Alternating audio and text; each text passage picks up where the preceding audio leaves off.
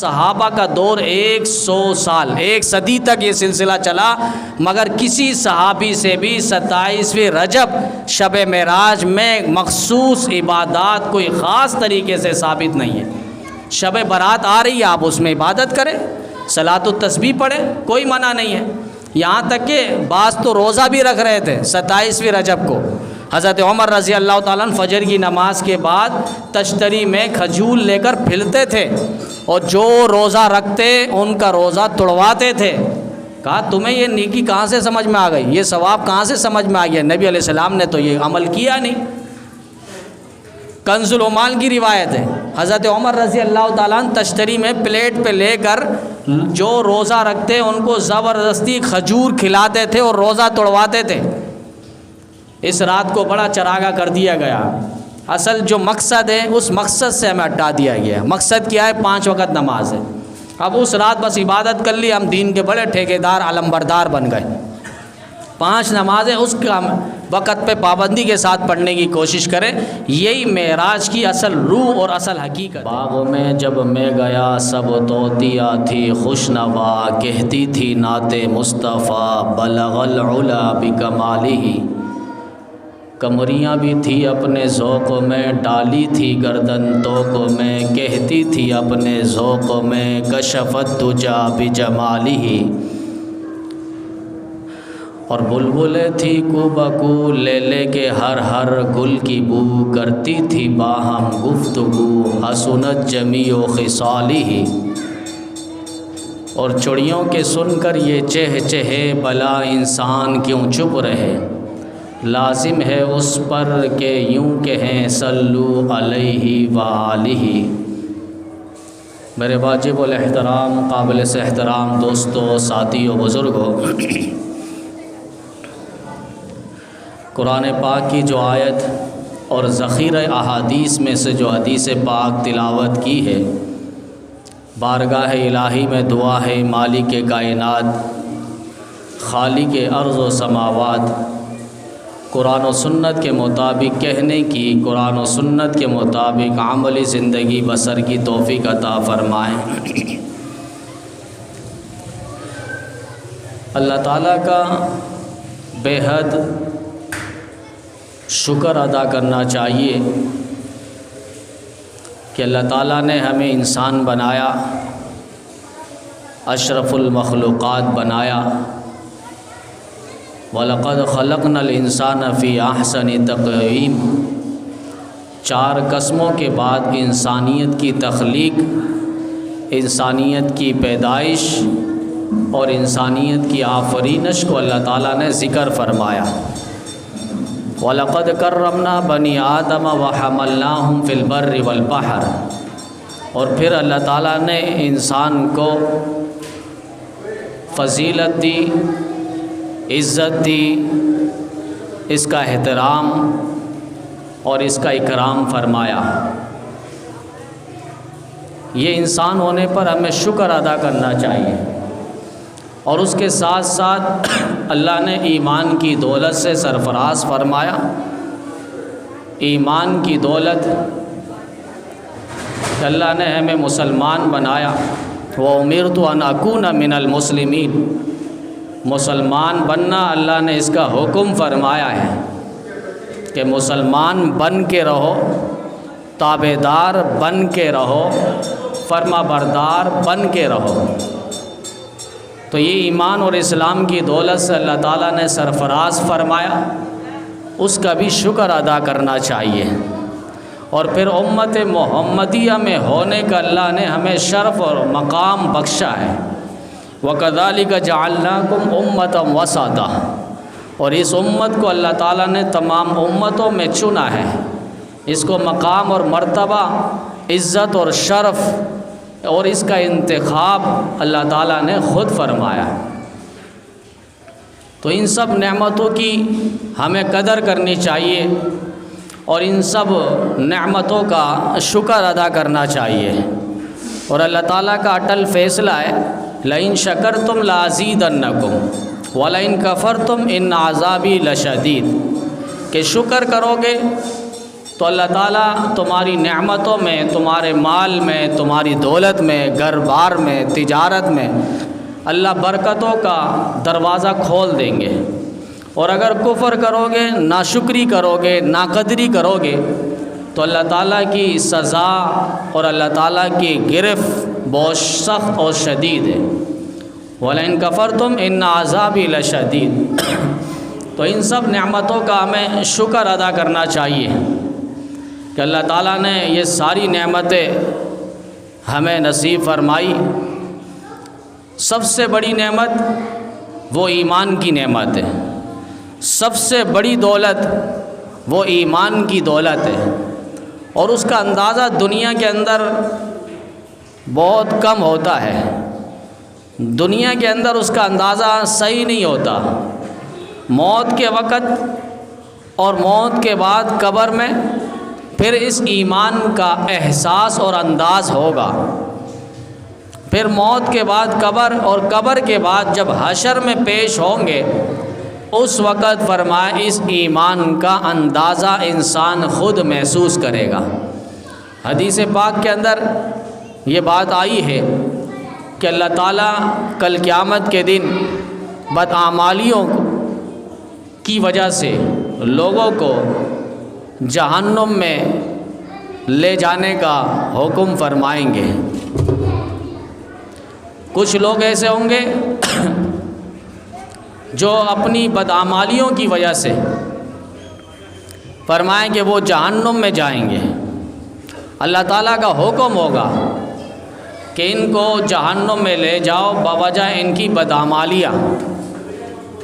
اس وقت کافر دیکھیں گے کہ مسلمانوں کو تو جہنم میں لے جایا جا رہا ہے، منافق دیکھیں گے اور کہیں گے تمہارا ایمان لانا کیا فائدہ رہا، اور تمہارا دنیا میں کلمہ پڑھنا کیا فائدہ رہا، آج ہم بھی جہنم میں جا رہے ہیں، تم بھی جہنم میں، ہم بھی دوزخ کے ایندھن بن رہے ہیں، تم بھی دوزخ کے ایندھن بن رہے ہو۔ یہ طعنہ دیں گے کافر اور منافق مسلمانوں کو۔ اللہ تعالیٰ کی رحمت جوش میں آئے گی اور اللہ تعالیٰ اس وقت فرمائیں گے جس کے دل میں رتی کے برابر بھی ایمان کی دولت اور چنگاری ہے اسے جہنم سے آج نکال دو اور جنت پہ اس کو داخل کر دو۔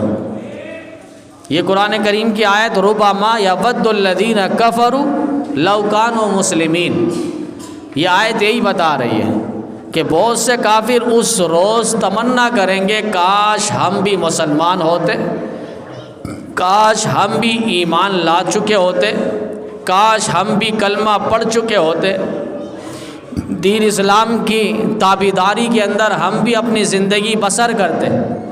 یہ اس وقت کافر جب دیکھیں گے مسلمانوں کو اللہ تعالیٰ نے جہنم سے نکلنے کا حکم فرمایا اور جنت پہ داخل ہونے کا حکم فرمایا، اس وقت یہ کافر تمنا کریں گے۔ تو یہ ایمان کی دولت، اس کا اندازہ اور اس کا احساس اس وقت ہوگا کہ اس کی کتنی بڑی قیمت ہے۔ کلمہ حضرت موسیٰ علیہ السلام نے اللہ تعالیٰ سے ایک موقع پہ فرمایا اور پوچھا اور کہا کہ اللہ مجھے کوئی خاص ذکر ارشاد فرما دیجئے کہ میں اٹھتے بیٹھتے چلتے پھرتے وہ خاص کلمات کو پڑھتا رہوں، ذکر کرتا رہوں۔ تو اللہ تعالیٰ نے فرمایا کہ یہ لا الہ الا اللہ کا ورد کرے۔ تو موسیٰ علیہ السلام نے کہہ دیا اللہ یہ تو سارے یہی پڑھتے ہیں۔ کہا اس کا اندازہ نہیں ہے، ایک ترازو میں ساتوں آسمان و زمینوں کو، پوری کائنات کو، پورے ارض و سما کو رکھ دیا جائے اور دوسرے ترازو میں اس لا الہ الا اللہ کی پرچی کو رکھ دیا جائے، فرمایا کہ یہ پلہ بھاری ہو جائے گا۔ آدم علیہ السلام سے لے کر عیسیٰ روح اللہ تک سب کو یہ کلمہ دیا گیا لا الہ الا اللہ، لیکن میں اور آپ امت محمدیہ خوش قسمت ہیں کہ اللہ تعالیٰ نے ہمیں لا الہ الا اللہ کے ساتھ محمد الرسول اللہ والا کلمہ نصیب فرمایا۔ اور یہ امت محمدیہ آپ سنتے رہتے ہیں کہ گزشتہ انبیاء کرام بھی اس امت میں ہونے کا اللہ سے التجا کیا کرتے تھے، درخواست کیا کرتے تھے اللہ ہمیں نبوت دی ہے لے لے، رسالت دی ہے لے لے، پیغمبری دی ہے لے لے، ہمیں آخری نبی کی آخری امت میں پیدا فرمانا۔ حضرت موسیٰ علیہ السلام نے بھی التجا اور درخواست اللہ کے سامنے پیش کی۔ پھر حضرت عیسیٰ علیہ السلام نے، اور ہمارا عقیدہ مسلمانوں کا نظریہ متفقہ فیصلہ ہے، قرآن و سنت کا لب لباب ہے، نچوڑ ہے، عقیدہ ہے کہ حضرت عیسیٰ علیہ السلام زندہ جاوید آسمان میں، اور وہ قرب قیامت میں وہ آسمان سے زمین پر اتریں گے، اور اس کے بعد دجال کا مقابلہ ہوگا۔ تو عیسیٰ علیہ السلام کی درخواست کو اور التجا کو اللہ تعالیٰ نے قبول فرمایا۔ تو یہ بہت بڑا مقام اور مرتبہ ہے۔ اللہ تعالیٰ نے ہمیں کلمے کی دولت اور ایمان کی دولت اور امت محمدیہ میں ہونے کا شرف بخشا ہے۔ اچھے ایمان، یہ ایمان فرمائے مستقل نعمت ہے۔ ایمان کے بعد اچھے اعمال کا ہونا یہ بھی ایک مستقل نعمت ہے۔ پھر اسی طریقے سے اچھے خاندان کا ہونا یہ بھی ایک مستقل نعمت ہے۔ کتنے لوگ ہیں جنہوں نے ایمان پر کفر کو ترجیح دی ہے، کتنے لوگ ہیں جنہوں نے علم پر جہالت کو ترجیح دی ہے، کتنے لوگ ہیں جنہوں نے روشنی پر اندھیرے کو ترجیح دی ہے۔ ابو جہل کو آپ دیکھ لیں، مکے کا سردار شمار ہوتا تھا اور کافروں کا سرغنہ اور سردار تھا، نبی علیہ السلام کا چچا تھا، لیکن اس نے ایمان کے مقابلے میں کفر کو ترجیح دی اور کہا کہ نہیں، میں اس نبی کو مانتا ہوں، جانتا ہوں، مگر مانتا نہیں ہوں۔ وہ یہاں تک کہنے لگا ما رأیت مثل محمد فی العرب، کہ عرب کی سرزمین پہ محمد کریم جیسا سچا انسان میں نے نہیں دیکھا۔ ما رأیت مثل محمد صادقا فی العرب، اتنا جانتا تھا لیکن وہ مانتا نہیں تھا۔ اس نے کفر کو ترجیح دی، اس نے جہالت کو ترجیح دی، اس نے اندھیرے کو ترجیح دی، اور اس نے جہنم کو اپنے اوپر ترجیح دی ہے۔ کتنے لوگ اور گزرے، عتبہ ہے، شیبہ ہے، ولید ہے، قارون ہے، جسے یہاں تک کہا گیا وَأَحْسِن كَمَا أَحْسَنْتَ إِلَيْكَ، آپ کے پاس جو کچھ ہے اس سے ضرورت مندوں کو آپ دیں، محتاجوں کی مدد کریں۔ اللہ نے آپ کو دولت کی فراوانی دی ہے، لیکن قارون نے کہا یہ میرے ہاتھ کی کمائی ہے، میں نہیں دیتا، اور اس کے بعد اس کو زمین نے پکڑ لیا اور زمین کے اندر وہ غرق ہو گیا۔ قارون، فرعون جس نے 60 سے اوپر برس تک اس نے حکمرانی کی اور بنی اسرائیل کو اس نے غلام بنا کر رکھا۔ آج آپ بتائیں پوری دنیا میں مسلمان کو آپ چھوڑیں، کافر کے ہاں بھی کوئی ماں اپنے بچے کا نام فرعون نہیں رکھتی، اپنے بچے کا نام ابو جہل نہیں رکھتی، اپنے بچے کا نام ابو لہب نہیں رکھتی، عتبہ، شیبہ، ولید، پلید یہ نام نہیں رکھتی۔ تو پتہ چلا انہوں نے ایمان کے مقابلے میں کفر کو ترجیح دی، اور جنہوں نے نبی کریم صلی اللہ علیہ وسلم کے لائے ہوئے دین کو اپنا اوڑھنا اور بچھونا بنایا، ایمان کو انہوں نے ترجیح دی، علم کو انہوں نے ترجیح دی، دین اور شریعت اور اسلام کو انہوں نے ترجیح دی، پھر وہ ان کو وہ مقام ملا کہ آج دنیا اپنے بچوں کا نام ان کے نام پر رکھنے پر فخر محسوس کرتی ہے۔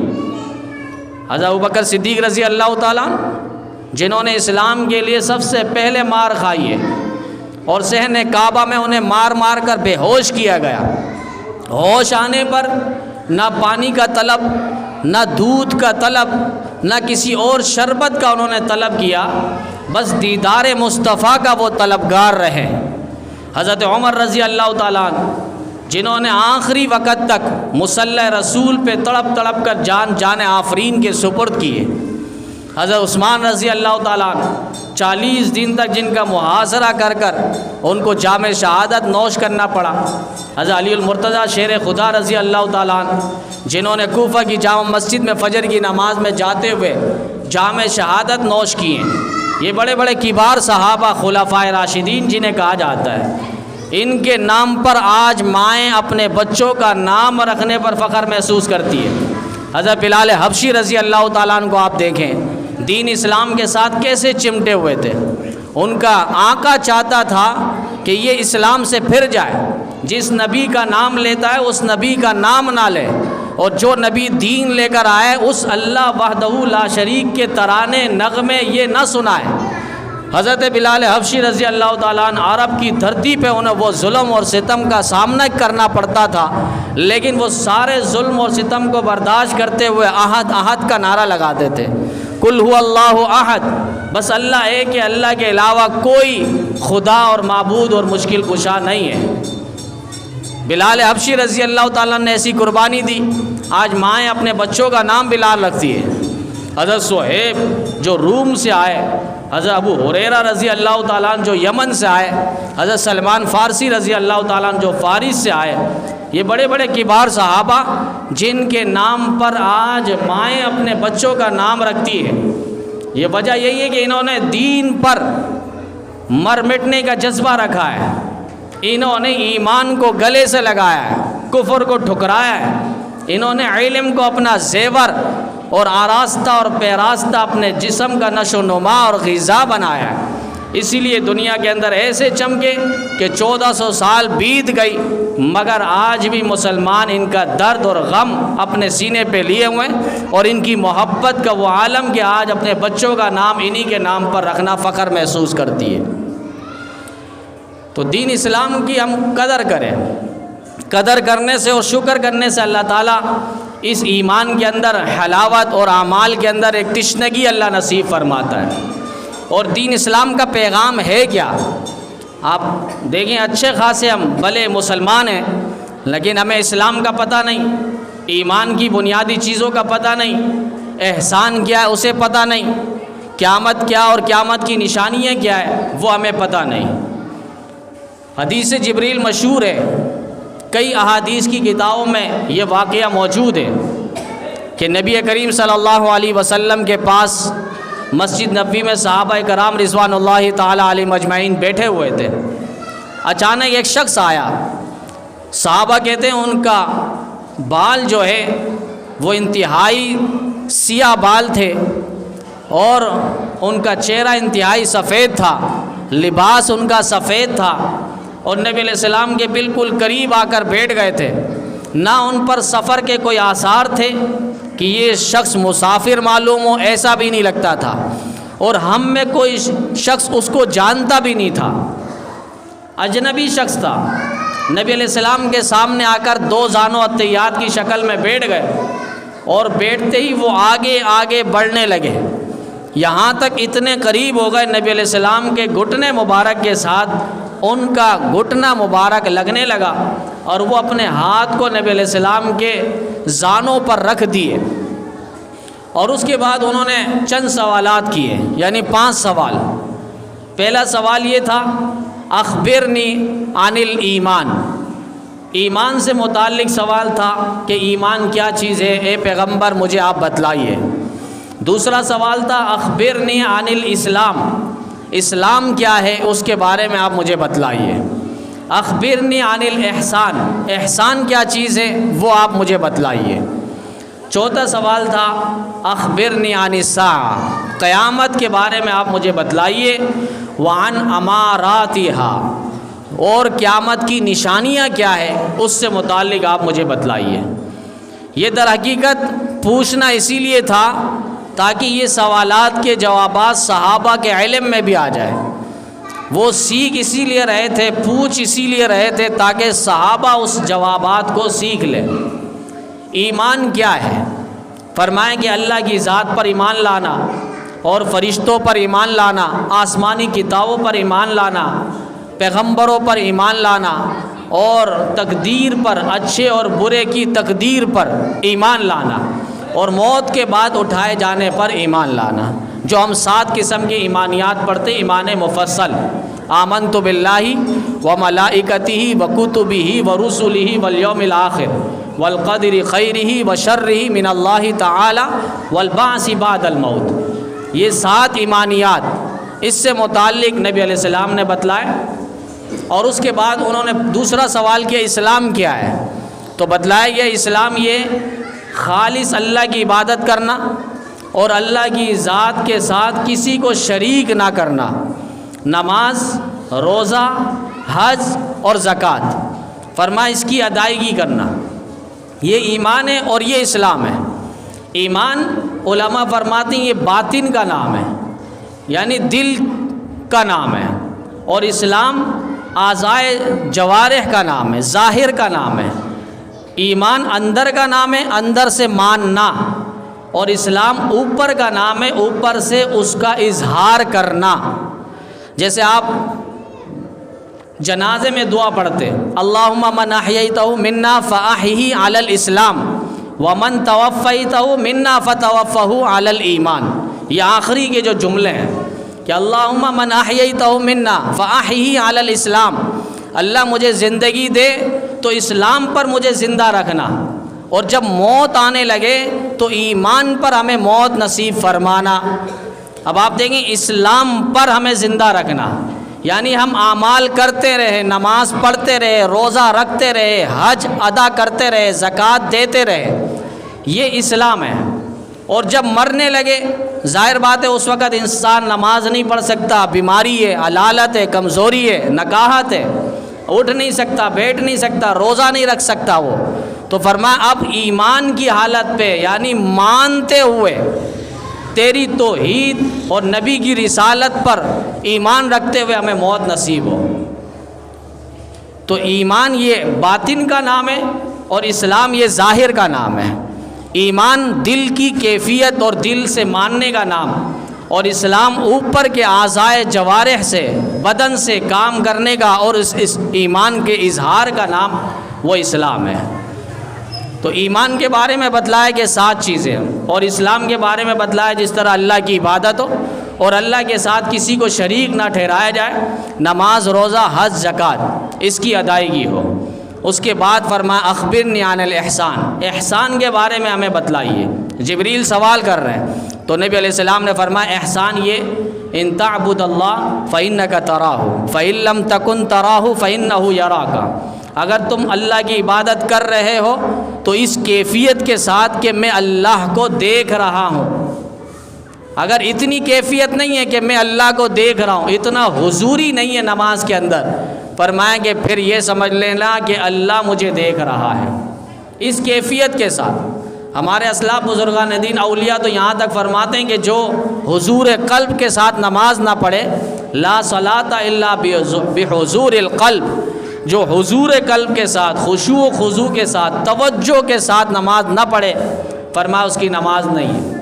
اولیاء نے یہاں تک فرمایا کہ اللہ کے سامنے کھڑا ہو اور اس کا دل و دماغ اور توجہ کہیں اور گردش کر رہا ہو، ایسا نہ ہو۔ نماز میں پورا دل جمی کے ساتھ، جس کو ہم خشوع اور خضوع کہتے ہیں، یعنی دل اور دماغ، اندر کے اعضاء بھی نماز میں حاضر ہیں، میں کون سی آیت پڑھ رہا ہوں، کون سی سورت پڑھ رہا ہوں، پھر رکوع اور سجدہ، پھر قیام دوبارہ، اس طریقے سے نماز کے اندر جس طرح پہلے بھی بتلایا مولانا اشرف علی تھانوی رحمہ اللہ نے نماز کو مراقبے کی کیفیت میں بتلایا ہے کہ نماز اس طرح پڑھو کہ نماز میری آخری نماز ہے، اس کے بعد مجھے موقع ملے نہ ملے، زندگی ملے نہ ملے، اس کو نماز کو مراقبے کی کیفیت میں پڑھیں۔ قیام ہو تو سجدے کی جگہ میں دیکھنا ہے اور اس کا تصور رکھنا ہے کہ میں مروں گا تو میں اس جگہ میں دفن ہوں گا، یعنی زمین کے اندر میں دفن ہوں گا۔ پھر اس کے بعد رکوع جب کریں تو دونوں انگوٹھے پر، پاؤں کی دونوں انگوٹھے پر اس کی نظر ہو، اور یہ دل میں خیال ہو، کیفیت ہو کہ جب میری روح نکل رہی ہوگی تو یہ انگوٹھے سے روح کا اسٹارٹ ہوگا، روح یہاں سے نکل رہی ہوگی، اس کا آغاز یہیں سے ہوگا۔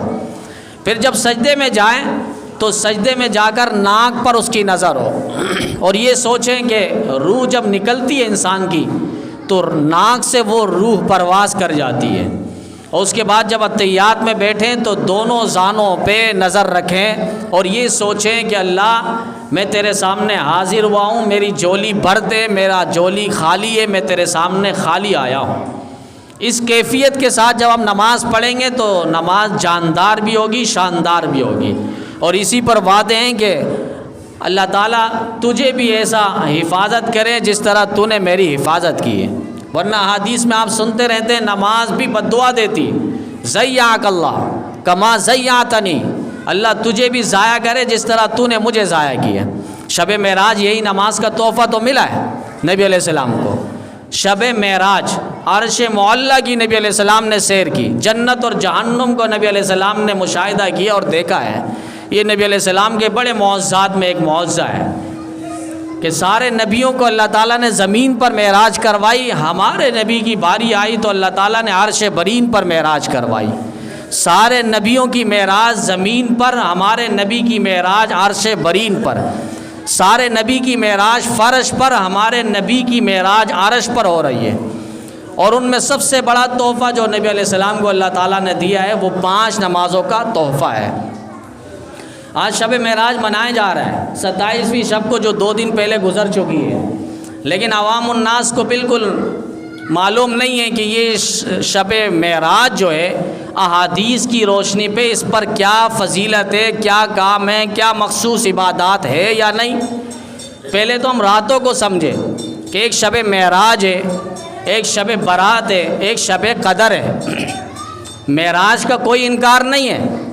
سبحان الذی اسری بعبدہ لیلا من المسجد الحرام الی المسجد الاقصی، اللہ قرآن میں کہہ رہا ہے کہ نبی علیہ السلام کو اسرا اللہ نے کروایا، اسرا زمینی سفر، اور یہ اسرا کا منکر کافر ہے، اور ایک معراج ہے، پھر اسرا یعنی جہاں سبحان الذی اسری بعبدہ لیلا من المسجد الحرام الی المسجد الاقصی، کہ بیت اللہ سے بیت المقدس تک یہ جو سفر ہے اس کو اسرا کہتے ہیں، اور پھر اس کے بعد آسمانوں کی سیر اس کو معراج کہتے ہیں۔ بلندیوں پر، عروج پر اللہ تعالیٰ نے پہنچایا، اتنا عروج فکان قاب قوسین او ادنی، اللہ اور نبی علیہ السلام بالکل آمنے سامنے، محو گفتگو ہوئے اور اس پر تفصیلی بات ہوئی ہے۔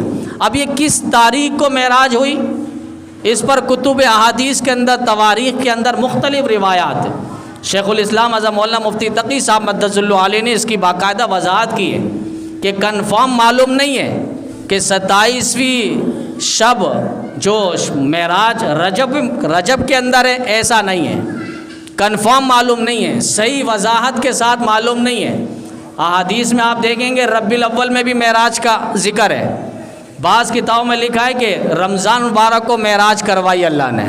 معراج کا انکار نہیں ہے، البتہ تاریخ کا انکار ہے، حتمی فیصلہ نہیں ہے۔ جو ہم لوگوں نے صرف 27ویں شب کو، 27 رجب کو ہم نے شب معراج سمجھ لیا، ایسا نہیں ہے۔ معراج ہے مگر اس کی تاریخ کا صحیح فیصلہ احادیث کے اندر نہیں ہے، تاکہ خرافات نہ ہو، رسم و رواج لوگ نہ گڑھ لیں۔ یہ نبی علیہ السلام کے معجزات میں سے ایک معجزہ ہے۔ اس رات کوئی عبادت بھی مخصوص طریقے سے ثابت نہیں ہے، جملے آپ سمجھنا، مخصوص طریقے سے اپنے طور پہ آپ دیگر راتوں میں عبادت کرتے تھے، پھر وہ رات بھی آ گئی 27ویں رجب، اب اس رات بھی عبادت کر رہے ہیں تو کوئی مسئلہ نہیں۔ لوگ فون کر کے پوچھ رہے ہیں صلاۃ التسبیح کی نماز پڑھ سکتے یا نہیں، وہ نفل ہے یا سنت ہے، اس کا پڑھنے کا طریقہ کیا ہے، نیت کیسی ہے۔ تو ہم نے ساری تفصیل تو بتا دی، ہم نے کہا اس رات آپ نہ پڑھیں۔ یہ نبی علیہ السلام کا معجزہ رہا ہے، نبی علیہ السلام جگہ جگہ 2 رکعت نفل پڑھتے تھے، اور نبی علیہ السلام کا جو معجزہ ہے وہ نبی علیہ السلام کی خصوصیت کے ساتھ ہے۔ نبی علیہ السلام نماز پڑھاتے تھے، آگے بھی دیکھتے تھے، پیچھے بھی دیکھتے تھے۔ نبی علیہ السلام چپل پہن کے بھی نماز پڑھتے تھے۔ نبی علیہ السلام کا معجزہ ہے، نبی علیہ السلام کے پسینے سے، مشک و عنبر سے بھی اعلیٰ خوشبو آتی تھی۔ نبی علیہ السلام پانی پر انگلی مار دے تو انگلیوں سے پانی کے فوارے چھوٹ پڑے، یہ نبی علیہ السلام کا معجزہ ہے۔ کھجور کی تھیلی پہ ہاتھ لگ جائے تو 30 برس تک وہ کھجور چلتی رہے، کھجور ختم نہ ہو، یہ نبی علیہ السلام کا معجزہ ہے۔ اب کوئی وہ معجزہ کرنے کے چکر میں پڑ جائے تو ایسا نہیں ہے۔ معراج ثابت ہے، اس کا کوئی انکار نہیں ہے، لیکن معراج والی رات مخصوص عبادات وہ احادیث میں ثابت نہیں ہے۔ نبی کے بعد بھی 5 ہجری سن 5 ہجرت نبوی میں یہ واقعہ پیش آیا۔ اس کے بعد 8 سال نبی علیہ السلام حیات رہے، زندہ رہے، اور انتقال پرملال کے بعد صحابہ کا دور 100 سال، 1 صدی تک یہ سلسلہ چلا، مگر کسی صحابی سے بھی 27ویں رجب شب معراج میں مخصوص عبادات کوئی خاص طریقے سے ثابت نہیں ہے۔ شب برات آ رہی ہے، آپ اس میں عبادت کریں، صلاۃ التسبیح پڑھیں، کوئی منع نہیں ہے۔ یہاں تک کہ بعض تو روزہ بھی رکھ رہے تھے 27ویں رجب کو۔ حضرت عمر رضی اللہ تعالیٰ عنہ فجر کی نماز کے بعد تشتری میں کھجور لے کر پھرتے تھے، اور جو روزہ رکھتے ان کا روزہ توڑواتے تھے۔ کہا تمہیں یہ نیکی کہاں سے سمجھ میں آ گئی، یہ ثواب کہاں سے سمجھ میں آ گیا؟ نبی علیہ السلام نے تو یہ عمل کیا نہیں۔ کنز العمال کی روایت ہے، حضرت عمر رضی اللہ تعالیٰ عنہ تشتری میں پلیٹ پہ لے کر جو روزہ رکھتے ان کو زبردستی کھجور کھلاتے تھے اور روزہ توڑواتے تھے۔ اس رات کو بڑا چراغا کر دیا گیا۔ اصل جو مقصد ہے اس مقصد سے ہمیں ہٹا دیا گیا۔ مقصد کیا ہے؟ 5 وقت نماز ہے۔ اب اس رات بس عبادت کر لی، ہم دین کے بڑے ٹھیکیدار علمبردار بن گئے۔ 5 نمازیں اس کا وقت پہ پابندی کے ساتھ پڑھنے کی کوشش کریں۔ یہی معراج کی اصل روح اور اصل حقیقت ہے۔